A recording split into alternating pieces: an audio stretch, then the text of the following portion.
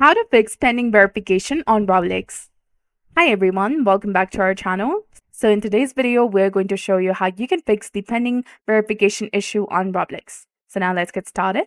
First of all, you need to check your account settings. So go to roblox.com and log into your account. Once you're logged in, click on this gear icon in the top right and then go to settings.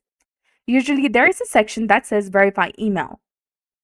If your account is verified, you will see a notification there. And if you don't see it, it means that your account isn't verified or the verification process is still pending. Now, Roblox usually sends a verification email to your email address. For example, you might see an email with the subject Roblox email verification, and you will just simply need to click on that email to verify your account.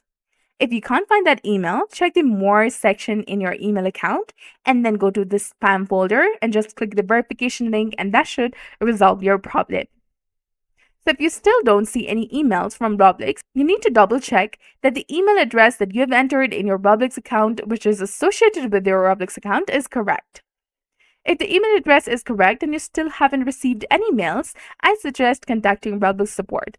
So go to roblox.com and instead of home, simply type in support. Hit enter and this will take you to the contact us page. From here, type in your username and your first name, which is optional, then your email address, which is associated with your account, and then simply select the type of device that you're having problem on, such as PC, Mac, Chromebook, iPhone, iPad, or Android phone.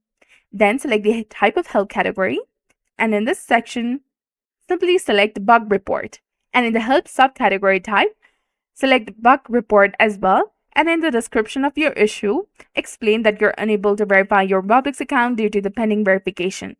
Finally, click on Continue, that is highlighted in black color, to submit, and wait for Roblox support to contact you via the email address that you have provided. So that's it. Hopefully this video has helped you. If it did, do not forget to like, comment, share, and subscribe to our channel for more amazing tips and tutorials. Thanks for watching. See you in the next one.